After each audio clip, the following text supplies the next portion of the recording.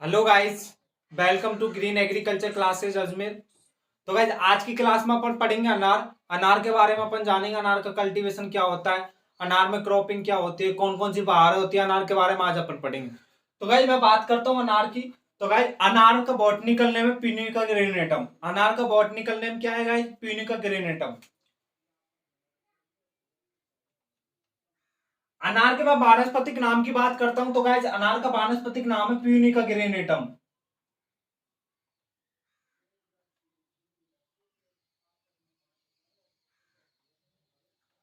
और अनार के अगर कुल या फैमिली की बात करते हैं तो अनार का कुल होता है गाइस प्यूनिकेसी या अपन लिथरेसी बोल सकते हैं गाइस।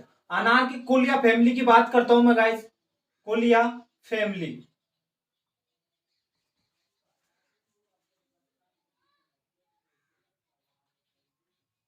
कुल या फैमिली की बात करता हूं तो वो होती है गाइस प्यूनिकेसी। प्यूनिकेसी या अपन बोल सकते हैं गाइस उसको लिथरेसी। तो गाइस जो ये क्वेश्चन है ये BHU 2017 के अंदर आया हुआ क्वेश्चन है। अनार का कुल क्या होता है, अनार की फैमिली क्या होती है, ये गाइस BHU 2017 के अंदर आया क्वेश्चन है। तो गाइस अपने लिए इंपॉर्टेंट है तो अपने को यहाँ लिख लेना गाइस BHU 2017। BHU में पूछा गया तो गाइस खान अब लगा लो, आप आइडिया लगा सकते हो। BHU में जो क्वेश्चन पूछे जाते हैं वो इंपॉर्टेंट ही होते हैं। तो आज BHU 2017 के अंदर पूछा गया क्वेश्चन है तो ये चीज इंपॉर्टेंट है। अगर मैं बात करता हूँ गाइस इसके उत्पत्ति स्थान की तो इसका उत्पत्ति स्थान होता है गाइस ईरान। अनार का उत्पत्ति स्थान होता है ईरान और गुलाब का उत्पत्ति स्थान होता है इराक। तो ये चीज गाइस आप लोग को ध्यान रखनी होती है। अब मैं उत्पत्ति स्थान की बात करता हूँ गाइस। तो गाइस अनार का उत्पत्ति स्थान होता है ईरान। तो गाइस अनार का उत्पत्ति स्थान होता है ईरान तो इसलिए इसे ईरान का राष्ट्रीय फल भी बोला जाता है। अनार का अन्य नामों की बात करेंगे। अगर मैं गाइस अनार में खाने योग्य की बात करता हूं तो अनार का खाने योग्य भाग होता है एरिल या प्लूसेंटा हेयर। तो अनार का खाने योग्य की बात करता हूं गाइस मैं, खाने योग्य भाग।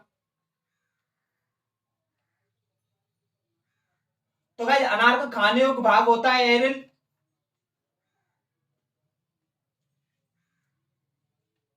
एरिल या अपन बोल सकते हैं गाइस प्लेसेंटा हेयर।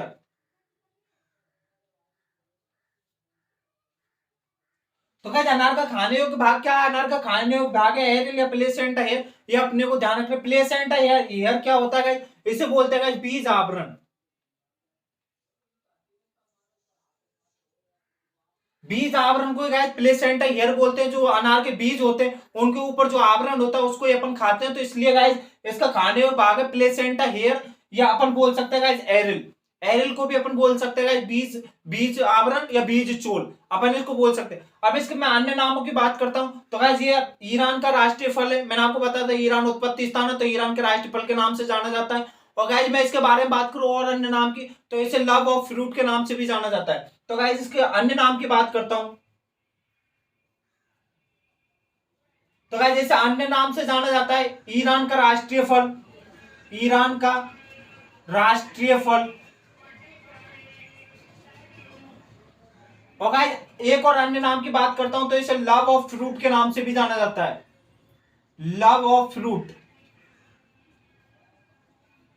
तो गाइस अनार को लव ऑफ फ्रूट के नाम से जाना जाता है, राष्ट्रीय फल है। तो गाइस ये इसके बारे में कुछ जानकारी थी, अपने को बॉटनिकल नेम याद होना चाहिए। और गाइस कुल की तो मैं बोलता हूं कुल का क्वेश्चन 101% आएगा। तो गाइस ये चीज ध्यान रखनी है अपने को, कुल से क्वेश्चन पूछा जाता है क्योंकि ये लिथरेसी और प्यूनिकेसी एक अलग नेम है। तो इस वजह से गाइस इसमें से क्वेश्चन बनने की संभावना रहती है। तो इसलिए गाइस आपको ये याद करना पड़ेगा। तो गाइस इसका बॉटनिकल नेम है, कुल है, उत्पत्ति स्थान है, खाने विभाग, ये सभी चीजें गाइस आपको याद करनी ही पड़ेंगी। और गाइस मैं इसके फल के प्रकार की बात करता हूं तो इसका फल का प्रकार होता है बिलुस्टा। तो ये चीज भी लिख लो गाइस, फल का प्रकार। तो गाइस फल का प्रकार होता है बिलुस्टा। अब गाइस कुछ इसके बारे में अपन सामान्य जानकारी के बारे में बात करते हैं तो वो गाइस अपन देखते हैं सामान्य जानकारी क्या क्या होती है।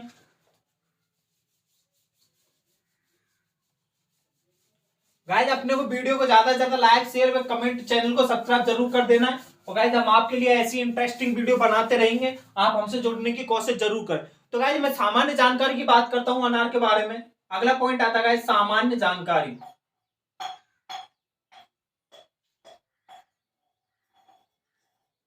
तो गाइस मैं सामान्य जानकारी की बात करता हूं तो मैं आपको बता देता हूं, जो अनार का जो लाल रंग है, अनार का लाल रंग किसके कारण होता है? तो अनार का लाल रंग होता है गाइस एंथोसाइनिन के कारण। ये चीज अपने को ध्यान रखनी है, अनार का लाल रंग एंथोसाइनिन कारण होता है। और अनार के अंदर जो खट्टापन पाया जाता है उसमें कौन सा अम्ल होता है? तो गाइस अनार के अंदर सिट्रिक अम्ल पाया जाता है। ये चीज है गाइस अपने को ध्यान रखनी है। अनार का लाल रंग किसके कारण होता है? तो गाइस अनार का लाल रंग होता है एंथोसाइनिन के कारण। तो ये चीज लिखते हैं गाइस, लाल रंग। तो गाइस अनार का लाल रंग जो होता है वो होता है एंथोसाइनिन के कारण। और गाइस मैं बात करूं अनार के अंदर कौन सा अम्ल पाया जाता है, तो अनार के अंदर पाया जाता है सिट्रिक अम्ल। अम्लता की बात करते हैं गाइस अनार में, तो गाइस अनार में जो खट्टापन होता है, अम्लता बोलते हैं उसे, अम्लता पाई जाती है गाइस, इसमें सिट्रिक अम्ल पाया जाता है।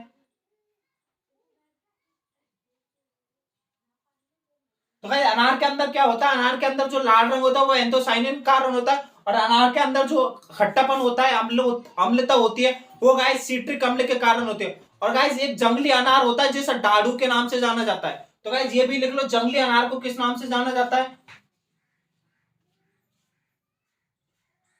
तो गाइस जो जंगली अनार है उसे डाडू के नाम से जाना जाता है, डाडू दाना। तो गाइस अनार को डाडू दाना के नाम से जाना जाता है। और मैं बात करूं गाइस अनार का उपयोग किस में किया जाता है, तो अनार का उपयोग अनार दाना बनाने में किया जाता है। अनार के उपयोग की बात करते हैं तो अनार का उपयोग मेनली अगर बात करते हैं अपन, तो वो गाइस अनार दाना बनाने में किया जाता है। तो ये चीज अपने को ध्यान रखनी है गाइस। तो इसके उपयोग की बात करते हैं, अनार का उपयोग किया जाता है गाइस अनार दाना बनाने में।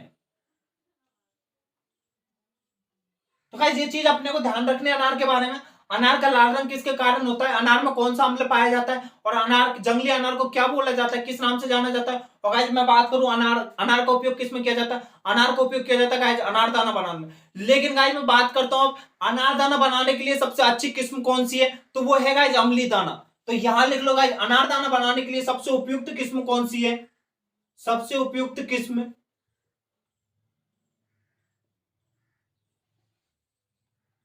तो गाइस अनार दाना बनाने के लिए सबसे उपयुक्त किस्म है अम्ली दाना।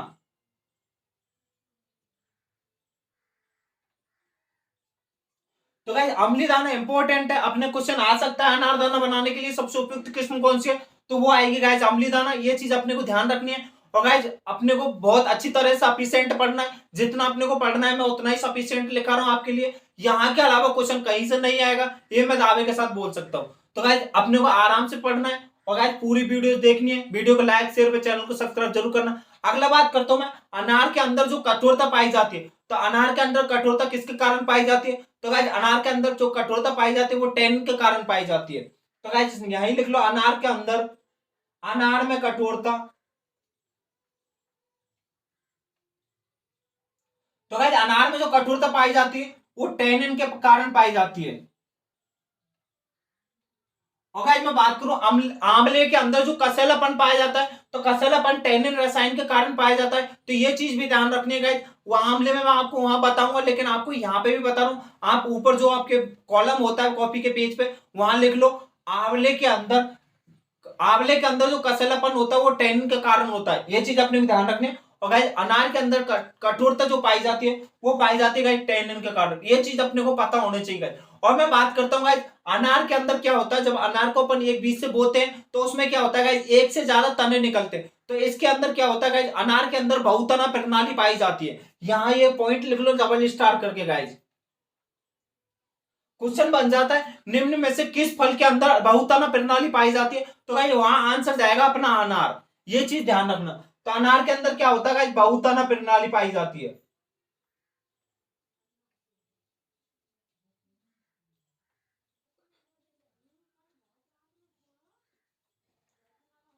तो गाइस ये चीज अपने को पता होना चाहिए, अनार के अंदर बहुतना प्रणाली पाई जाती है। ये अपने को क्वेश्चन बन सकता है गाइस, ये अपने को ध्यान रखना। अब गाइस मैं बात करता हूं इसके उत्पादन की, तो सर्वाधिक उत्पादन कौन से राज्य का, और राजस्थान के अंदर सर्वाधिक उत्पादन कहां पे, वो अपन बात करते हैं गाइस।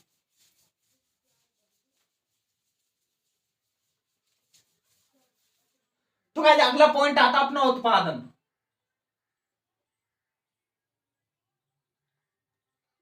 तो गाइस मैं उत्पादन की बात करता हूं, अनार राजस्थान, मैं भारत की बात करता हूं, भारत के अंदर, भारत के अंदर सर्वाधिक अनार महाराष्ट्र में उगाया जाता है। और महाराष्ट्र इसका सर्वाधिक उत्पादन करता है। तो भाई मैं भारत के अंदर बात करता हूँ, भारत के अंदर सर्वाधिक जो अनार है वो महाराष्ट्र के अंदर उत्पादन होता है। और राजस्थान की बात करता हूँ तो राजस्थान में होता है जालोर के अंदर।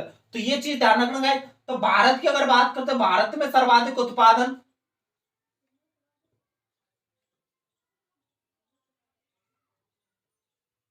तो भाई भारत के अंदर सर्वाधिक उत्पादन होता है महाराष्ट्र के अंदर।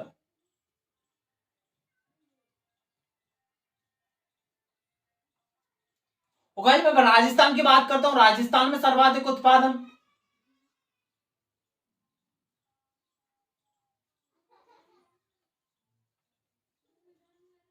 तो गाइस मैं राजस्थान की बात करूं, राजस्थान में सर्वाधिक उत्पादन होता है गाइस जालोर के अंदर। तो गाइस ये चीज अपने को पता होना चाहिए, भारत के अंदर सर्वाधिक उत्पादन कहां होता है और राजस्थान में सर्वाधिक उत्पादन कहां होता है। भारत के अंदर बात करते हैं, भारत के अंदर होता है गाइस महाराष्ट्र, और अगर राजस्थान की बात करते हैं तो राजस्थान के अंदर होता है गाइस जालोर। ये चीज अपने को पता होना चाहिए। अगर मैं बात करता हूँ गाइस कुछ इसके संस्थान है, संस्थानों को लेकर अपन बात करते हैं।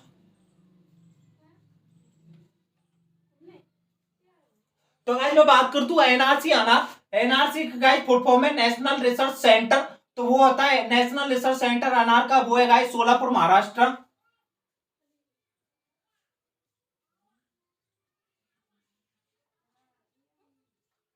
तो गाइस मैं बात करता हूँ एनआरसी अनार की। तो एनआरसी अनार जो होता है वो होता है गाइस उत्कृष्ट संस्थान है एनआरसी अनार, नेशनल रिसर्च सेंटर अनार। तो वो है गाइस सोलापुर महाराष्ट्र के अंदर नेशनल रिसर्च सेंटर है अनार का।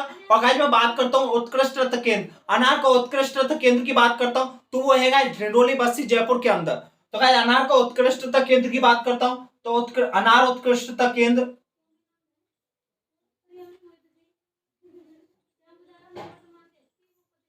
तो गाइस अनार जो उत्कृष्टता केंद्र है वो है गाइस ढिंडोली बस्सी जयपुर, ढिंडोली बस्सी।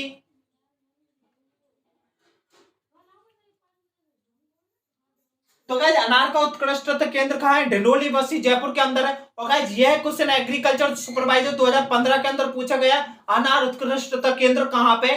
तो वो गाइस क्वेश्चन पूछा गया एग्रीकल्चर सुपरवाइजर 2015 के अंदर, क्या अनार उत्कृष्टता केंद्र कहाँ, वो है गाइस ढिंडोली बस्सी जयपुर के अंदर। तो गाइस जो ये बस्सी है चित्तौड़गढ़ के अंदर आती है, जयपुर वाली बस्सी नहीं है, ये चीज आपको ध्यान होनी, चित्तौड़गढ़ के इसका आंसर भी जाता है। तो गाइस ये आया हुआ क्वेश्चन है सुपरवाइजर 2015, सुपरवाइजर 2015, एग्रीकल्चर सुपरवाइजर 2015 के अंदर पूछा गया अनार उत्कृष्टता केंद्र कहां पे, तो वो है गाइस ढिंडोली बस्सी जयपुर के अंदर। तो गाइस ये कुछ इसके संस्थान थे, उत्पादन में ना बता ही दिया। अगला बात करते हैं गाइस इसके बारे में, जलवायु एवं मृदा के बारे में, कैसी जलवायु होती है, कैसी मृदा की आवश्यकता होती है, तो वो सब अपन बात करते हैं गाइस इसके अंदर।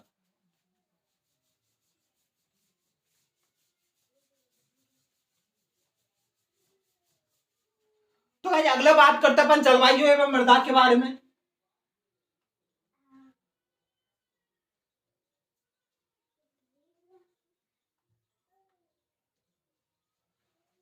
तो अनार के लिए मैं अगर जलवायु की बात करता हूं तो इसके लिए उपोष्णीय जलवायु उपयुक्त मानी जाती है। तो गाइस अनार के लिए उपोष्णीय जलवायु उपयुक्त मानी जाती है, उपोष्णीय जलवायु उपयुक्त।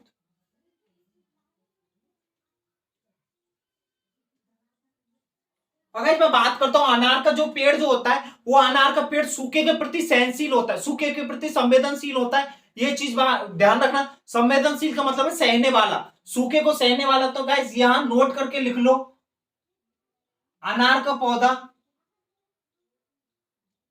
अनार सूखे के प्रति, सूखे को सहन करने वाला होता है।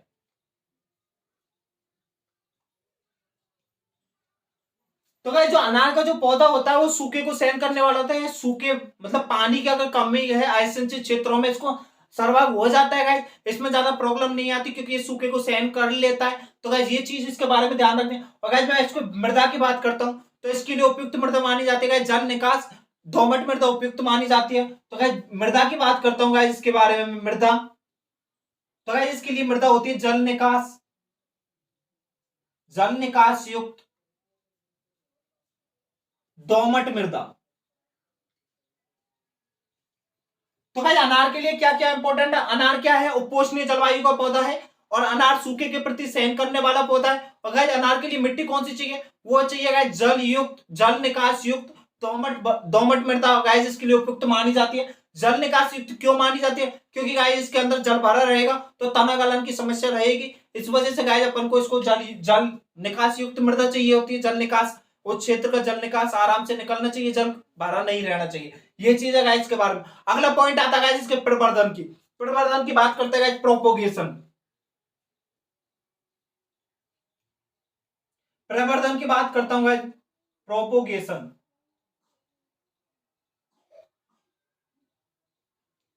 तो भाई अनार का जो प्रवर्धन होता है वो होता है कठोर काष्ठक्रम, हार्ड बोर्ड कटिंग द्वारा अनार का प्रवर्धन होता है। तो अनार का प्रवर्धन होता है गाइस हार्ड बोर्ड कटिंग, इसे बोलते हैं गाइस कठोर काष्ठीय कलम विधि। कठोर काष्ठीय कलम। तो गाइस अनार का जो प्रवर्धन होता है वो कठोर काष्ठीय कलम विधि द्वारा होता है। ये चीज अपने को ध्यान रखनी है। और गाइस ये अपन, तो गाइस अनार का प्रवर्धन होता है हार्डवुड कटिंग कठोर काष्ठीय कलम विधि। और गाइस इसको होता है गाइस जड़ फुटान जल्दी होती है, तो आईवी हार्मोन का उपयोग करके गाइस अपन यहाँ जड़ फुटान कर लेते हैं। तो इसके लिए गाइस एक अपन हार्मोन का उपयोग करते हैं IVA, वो करते हैं गाइस EA 200 ppm। तो गाइस अनार की जड़ फुटान के लिए अपन क्या करते हैं, आईवी हार्मोन का प्रयोग करते हैं कठोर काष्ठीय कलम के अंदर, जिससे क्या होता है गाइस जल्दी से जड़ निकल आते हैं। जड़ जड़ फुटान के लिए अपन आईवी hormone indolic butyric acetic acid इसका उपयोग करते हैं गाइस आईवीए का। तो ये चीज अपने को ध्यान रखनी है। अगला पॉइंट आता है गाइस इसमें, अगर अपन अनार का व्यावसायिक रूप से प्रवर्धन करते हैं, पॉइंट आता है इसमें अनार का व्यावसायिक रूप से प्रवर्धन।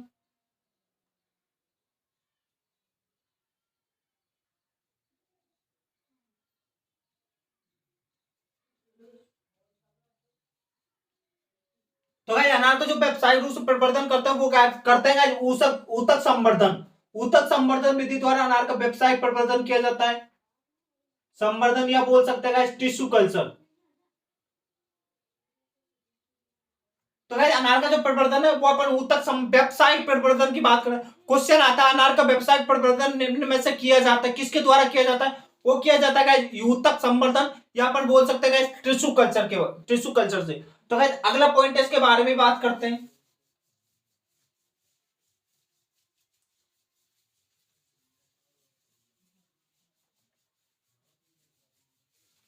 तो गाइस मैं बात करता हूं कलम लगाने का समय। अपन ने कलम तैयार कर ली, तो कलम लगाने का समय कब माना जाता है? तो गाइस अगर मैं बात करता हूं अनार की कलम लगाने का उपयुक्त समय माना जाता है फरवरी।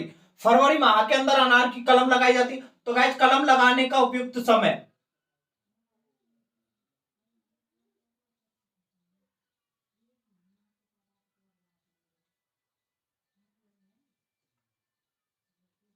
तो गाइस कलम लगाने का उपयुक्त समय है गाइस फरवरी माह। तो गाइस कलम, अनार की कलम लगाने का उपयुक्त समय माना जाता है गाइस फरवरी माह। और अन्य विधियों की बात करते हैं, अन्य विधि कौन कौन सी विधियों द्वारा प्रवर्धन किया जाता है? वो किया जाता है गाइस एयर लेयरिंग विधि द्वारा। अन्य विधियों में गाइस कौन सी आती है अन्य विधि? तो गाइस अन्य विधि कौन कौन सी जिनके द्वारा प्रवर्धन किया जाता है? वो किया जाता है एक तो एयर लेयरिंग, और एक किया जाता है गाइस ऊतक संवर्धन।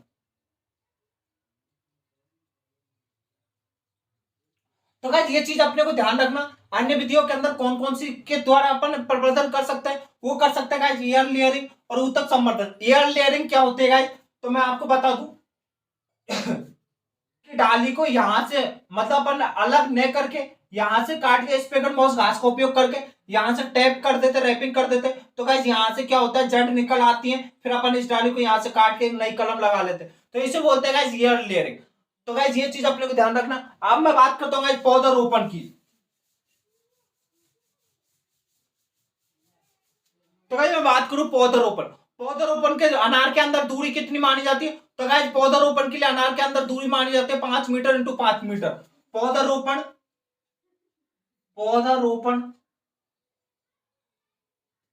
तो गाइस पौधारोपण की दूरी की बात करता हूं, तो दूरी मानी जाती है गाइस अनार के अंदर 5 मीटर इंटू 5 मीटर। तो गाइस अनार के अंदर ये तो दूरी रखी जाती है 5 मीटर इंटू 5 मीटर। तो उपयुक्त समय, समय है गाइस फरवरी से मार्च, और गाइस अगर बात करें फरवरी मार्च के अंदर नहीं बो रहे तो अपन बो सकते हैं गाइस नवंबर दिसंबर में।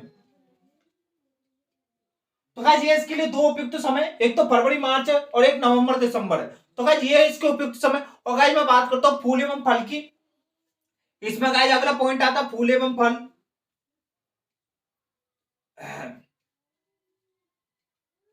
पुष्पक्रम की बात करता हूं इसमें। तो गाइस अनार का पुष्पक्रम होता है हाइपेंथेडियम। तो अनार का जो पुष्पक्रम वो होता है गाइस हाइपेंथेडियम। अगर ये मैं परागण की बात करता हूं तो अनार के अंदर होता है परागण पर परागण द्वारा। परागण होता है गाइस पर परागण, वो होता है गाइस कीटों द्वारा। अनार के अंदर परागण गाइस पर परागण होता है, वो कीटों के द्वारा होता है। ये चीज अपने को पता होना चाहिए गाइस। हाइपेंथेडियम इसका पुष्पक्रम है और अनार के अंदर पर परागण होता है, वो होता है कीटों के द्वारा। और मैं अगर बात करता हूँ गाइस इसके, इसमें अपन बोलते हैं गड्ढे का आकार की दूरी क्या रखते हैं, उनके बारे में, कैसे अनार का पौधा लगाना चाहिए, वो सब मैं बताता हूं। तो गाइस इसके अगर गड्ढों की दूरी की बात करता हूं, गड्ढों की गहराई, तो गाइस गड्ढों की गहराई रखी जाती है 60 इंटू 60 सेंटीमीटर। तो गाइस ये तो गड्ढों की गहराई रखी जाती है इसके अंदर। गड्ढे खोद, अब इसका क्या करते हैं गाइस, लगाने का तरीका कैसा है। ये गाइस अपन ने गड्ढा तैयार कर लिया 60 इंटू 60 का।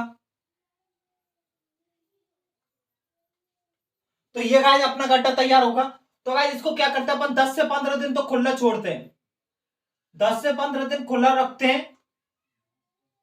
और गाइस खुला रखने के बाद में 10 से 15 दिन रखने के बाद में इसके अंदर अपन क्या करते हैं गाइस 10 से 12 किलो तो अपन लेते हैं गोबर की खाद, किलोग्राम गोबर की खाद। और गाइस इसमें लेते हैं 1 से 1.5 किलोग्राम वो लेते हैं गाइस अपन सुपर फॉस्फेट, 1 से 1.5 किलोग्राम सुपर फॉस्फेट लेते हैं। और गाइस 50 से 60 ग्राम, 50 से 100 किलोग्राम वो लेते हैं गाइस अपन क्यूनाल। तो 50 से 100 ग्राम लेते हैं गाइस क्यूनाल फॉस।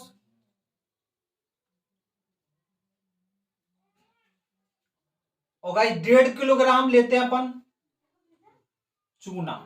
तो गाइस 1.5 किलोग्राम लेते हैं चूना। तो गाइस इसके अंदर ये अपन यूज करते हैं। गड्ढे के अंदर क्या लेते हैं गाइस 10 से 15 किलोग्राम। इसको 10 से 15 दिन तक तो गाइस खुला रखा जाता है। फिर उसके बाद में गाइस 10 से 12 किलोग्राम अपन खाद, गोबर की खाद लेते हैं। फिर 1 से 1.5 किलोग्राम सुपर फॉस्फेट लेते हैं। फिर 50 से 100 किलोग्राम क्यूनाल फॉस लेते हैं। और गाइस फिर 1.5 किलोग्राम अपन लेते हैं चूना। चूना क्यों लेते हैं गाइस, चूना क्या होता है, चूना किससे, अम्लीय मृदाओं को चूने द्वारा सुधारा जाता है, तो इसलिए गाइस अपन इनका उपयोग करते हैं। और इनका उपयोग गड्ढे में भर देते हैं गाइस। और बरसात आने पर, गड्ढे में भरने के बाद फिर बरसात आने पर इसमें पौधा लगा देते हैं।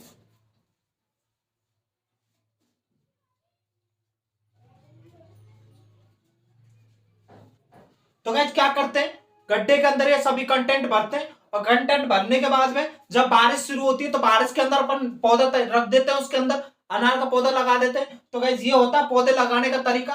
अब मैं बात करता हूँ गाइस इसके पुष्पन की। तो पुष्पन में गाइस इसका सेम है। मैंने आपको अमरूद अमरूद में बताया था कि अमरूद के अंदर 3 बहार आती है। तो गाइस इसके अंदर भी वही 3 बहार है। तो अपन देखते हैं कौन सी बहार अपने लिए उपयुक्त मानी जाती है, कौन सी नहीं मानी जाती। तो गाइस मैं बात करता हूँ, इसका अगला पॉइंट आता है पुष्पन।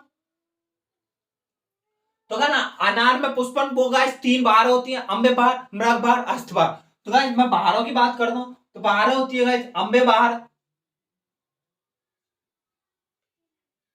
दूसरी होती है गाइस मृग बहार, और गाइस तीसरी होती है हस्त बहार। तो गाइस हस्त बहार की बात करूं, हस्त मतलब हाथ। तो गाइस नवंबर दिसंबर के अंदर, सर्दियों के अंदर अपन हाथ सेकते हैं, तो अपन ऐसे ध्यान रख सकते हैं। नवंबर के अंदर आती है। मृग बहार होती है वो गाइस आती है जून जुलाई के अंदर।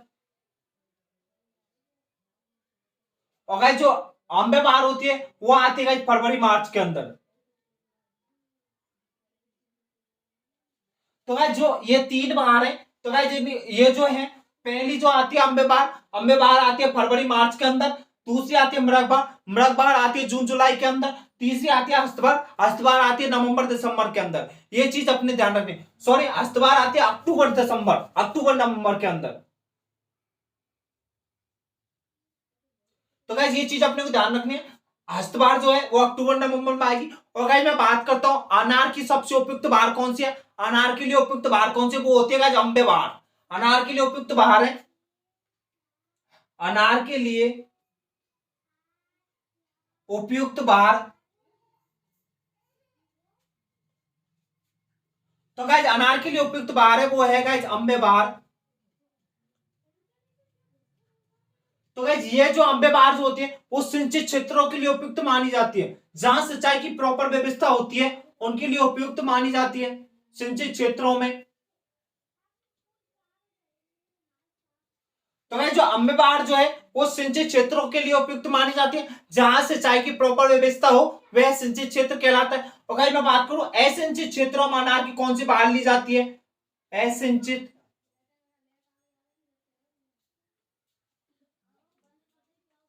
तो गाइस मैं बात करूं असिंचित क्षेत्रों में अनार की, वो ली जाती है गाइस मृग बहार। तो गाइस असिंचित क्षेत्रों के लिए अनार की मृग बहार का उपयोग किया जाता है। और गाइस मैं बात करूं बहार नियंत्रण के लिए इसके अंदर कौन सा रसायन का उपयोग करते हैं, वो करते हैं गाइस इथेनॉल, इथेनॉल के लिए।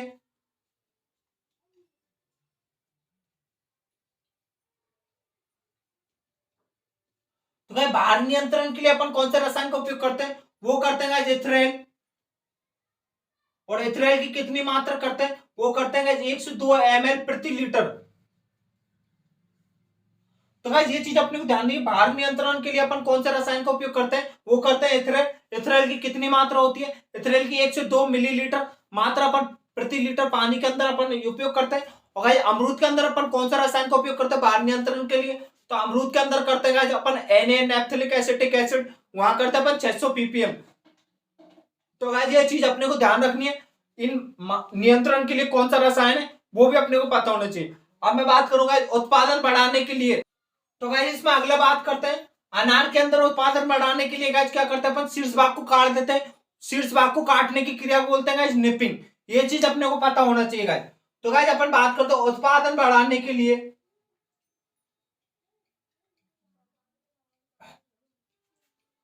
उत्पादन बढ़ाने के लिए अनार के शीर्ष भाग को काट दिया जाता है,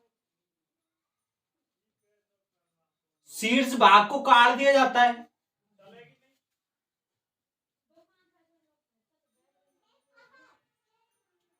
तो गाइस जो शीर्ष भाग को काटा जाता है तो शीर्ष भाग को काटने की प्रक्रिया को बोलते हैं गाइस निपिंग।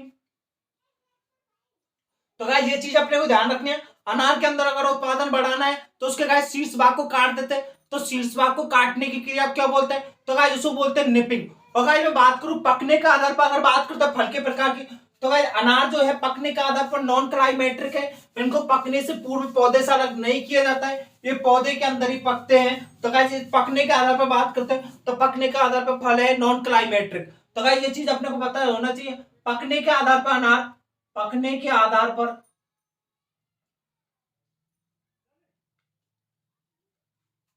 नॉन क्लाइमेट्रिक फल है।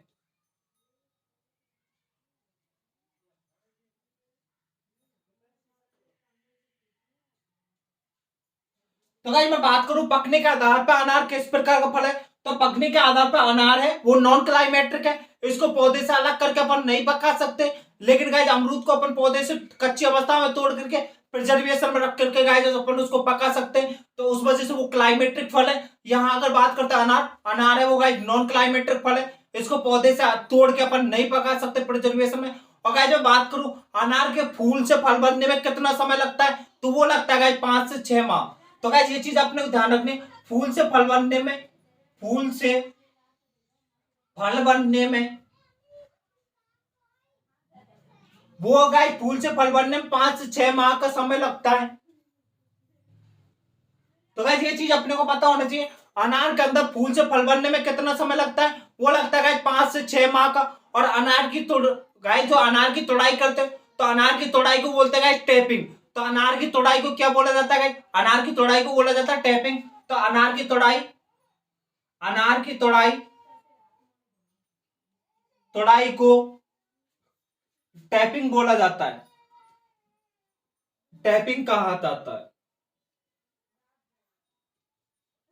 तो गाइस ये चीज अपने को पता होना चाहिए, अनार की तोड़ाई को क्या कहा जाता है, तो अनार की तोड़ाई को बोला जाता है टैपिंग, इंपॉर्टेंट है। और अनार में गाइस सीड्स भाग को काटने की क्रिया को बोलते हैं, वो बोलते हैं गाइस निपिंग। निपिंग बोलते हैं सीड्स भाग को काटने की क्रिया। क्यों काटते हैं सीड्स भाग को? क्योंकि फल उत्पादन बढ़ाने के लिए। अगर बात करता हूं मैं गाइस इसके रोग तथा कीटों के बारे में, अगला पॉइंट आता है गाइस इसका रोग तथा कीट।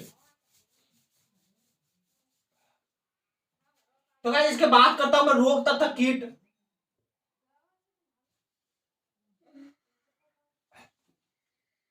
तो गाइस मैं बात करता हूं इसके अंदर रोग तथा कीटों की।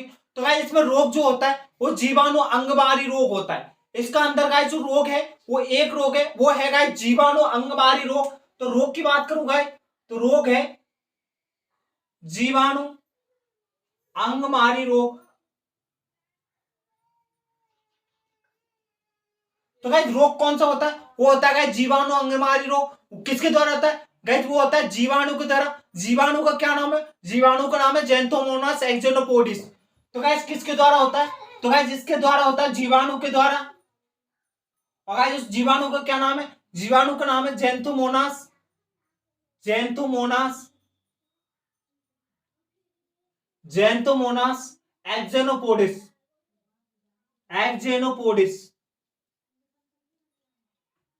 तो गाइस जीवाणु कौन सा है? ज़ैंथोमोनास एक्सोनोपोडिस जीवाणु है। जीवाणु अंगमारी रोग होता है, जीवाणु के द्वारा होता है। तो गाइस जीवाणु का प्रबंधन करते हैं, प्रबंधन। तो गाइस इसका प्रबंधन करते हैं स्टेप्टोसाइक्लिन। इसका प्रबंधन करते हैं गाइस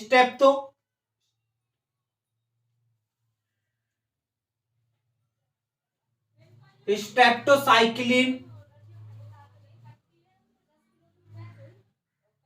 तो गाइस इस जीवाणु को ज़ैंथोमोनास एक्सोनोपोडिस का प्रबंधन किसके द्वारा करते हैं? तो गाइस प्रबंधन करता है अपन स्ट्रेप्टोसाइक्लिन के द्वारा। इसकी मात्रा रखता है guys E250 ppm, E250 ppm। तो गाइस इसकी मात्रा कितनी होती है? E250 ppm Streptococcus cyclin. इसके द्वारा प्रबंधन किया जाता है अपन का। और गाइस मैं इसके कीट के बारे में बात करता हूं।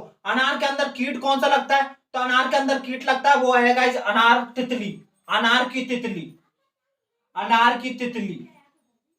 तो गाइस मैं अनार की तितली की बात करता हूं। अनार की तितली, अनार की जो तितली है उसका नाम है ब्रायोला, ब्रायोला आइसोक्रिड्स।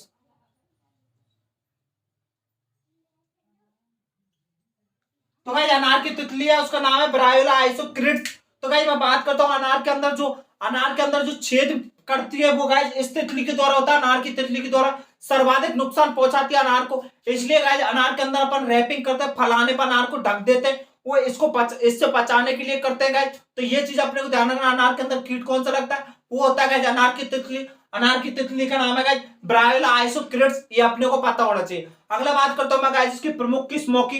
तो किस्मों को गाइस अपन ट्रिक से देखेंगे, ट्रिक है गाइस। तो किस्मों की बात करूं गाइस तो गाइस मैं बात करूं प्रमुख किस्में।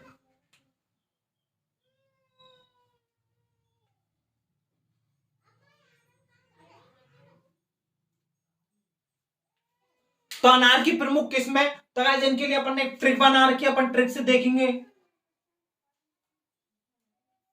ट्रिक है ज्योति और रूबी ने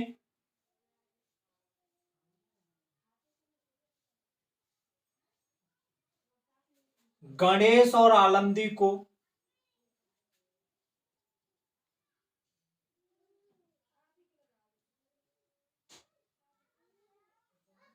ढोल बजाकर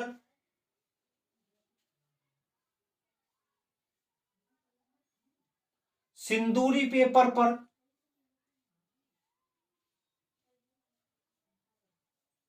मस्का लगाकर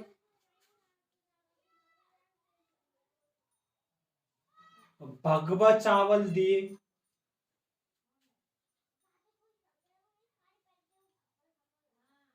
चावल दिए और मृदुला के पास जोधपुर और जालोर गए।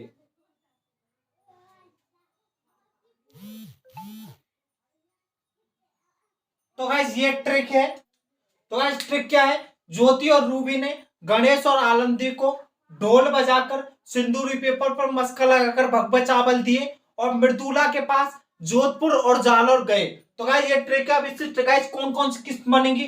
तो गाइस ये बनेगी ज्योति, रूबी, गणेश, आलंदी, ढोलका, सिंदूरी, पेपर, मस्का, भगवा, चावला, मृदुला, जोधपुर सीडलेस और जालौर सीडलेस। तो गाइस इससे किस्म बन रही है। तो गाइस इस अपन यहां पे लिख लो किस्म। तो बन रही है गाइस ज्योति, रूबी, मृदुला, गणेश, आलंदी, चवला, चावला, सिंदूरी, मस्कट, भगवा, जालौर सीडलेस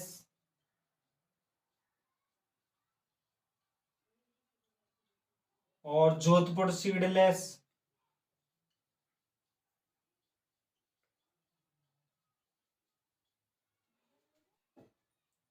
तो गाइस मैं बात करता हूं एनसीईआरटी की, 12th की किताब की बात करता हूं एनसीईआरटी।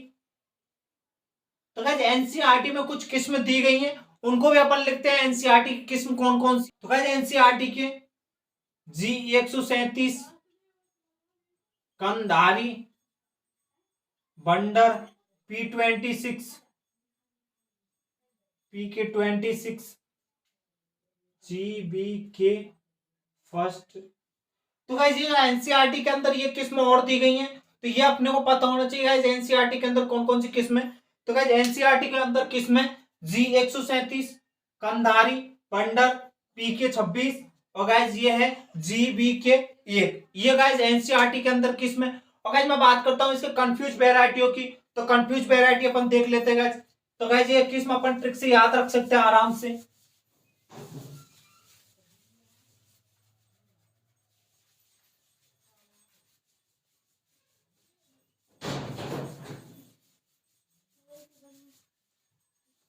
तो गाइस मैं बात करता हूं इसके कंफ्यूज वेराइटी।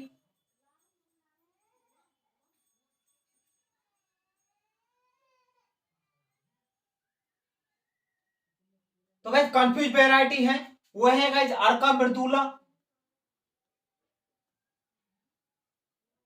और गाइस मृदुला। तो गाइस मृदुला की बात करूं, मृदुला थे गाइस अनार की। गाइस अर्का मृदुला की बात करूं तो ये है गाइस अमरूद की।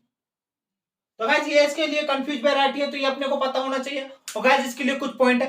भारत में अनार की सबसे प्रचलित किस्म कौन सी है? तो गाइस यहां लिख लो, भारत में अनार की सबसे प्रचलित किस्म,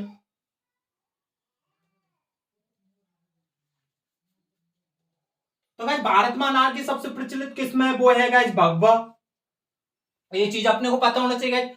भारत के अंदर अनार की सबसे प्रचलित किस्म कौन सी है? वो है गाइस भगवा। और बात तो गाइस अगली आती है गुजरात में अनार की सबसे प्रचलित किस्म,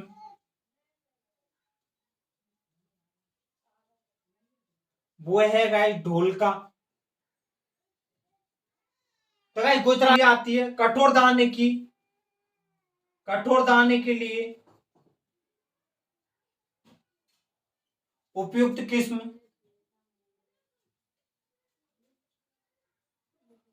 तो गाइस कठोर दाने के लिए उपयुक्त किस्म है कंधारी। तो गाइस ये अपना अनार कंप्लीट होता है। आज की क्लास में गाइस इतना ही। मिलेंगे अगली क्लास में गाइस।